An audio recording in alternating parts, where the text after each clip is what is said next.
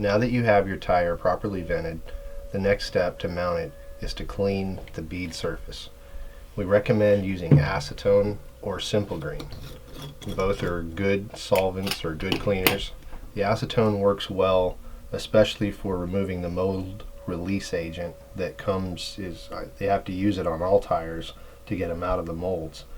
So it's a good idea to get down in the surface cracks of this tire along the bead area, front and back sides obviously, because you're going to have to glue this and you want a good strong surface. And the acetone dries really quick. It evaporates within seconds, so there's no issue there. You're going to want to do the same thing to the rim as well. You can either reuse or go with a fresh cotton swab. That way you're not transferring any residue from one surface to another. As you can see, this had some stuff on it. And in doing so, this again is just going to help have a stronger, better bond long term.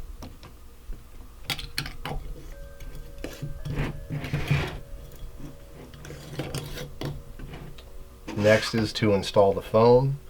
The foam, you can tell that there is obviously a thicker side to this, and that side goes to the outside. This extra thickness is again for the 2.2 sidewall support.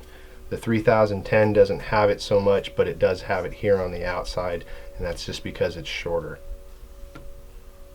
So again, you're going to put the wider side to the 2.2 side of the tire. Best way to install it, just crumple it down, put it inside, and then work it into place. This is important.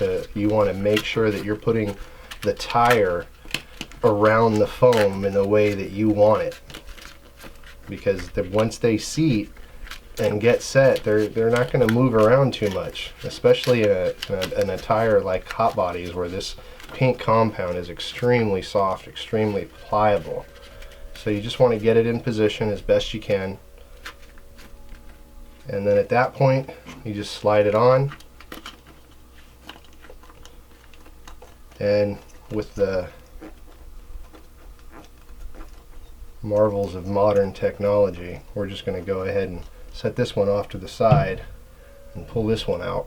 It's already been done up for you to demonstrate what it looks like, and to also talk about these bands, these tire bands. These particular ones are made by Panther, and I think it's $10 for a set of 4, and they come in different sizes for doing, you know, sedan tires and on up to doing truggy tires and whatnot.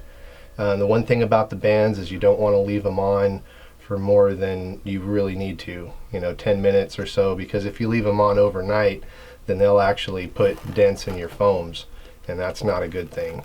So you just want to leave them on there long enough for the glue to set.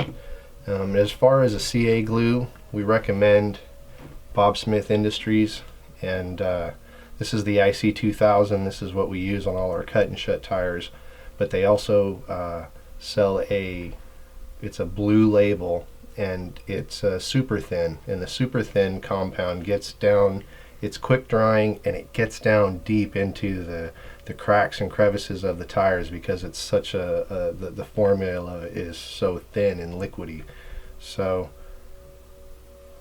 if you do get any glue on yourself, the acetone will get it off, because the acetone softens the solvent in the CA. So if you have any other comments, questions, you can email us, CrawlerInnovations@gmail.com.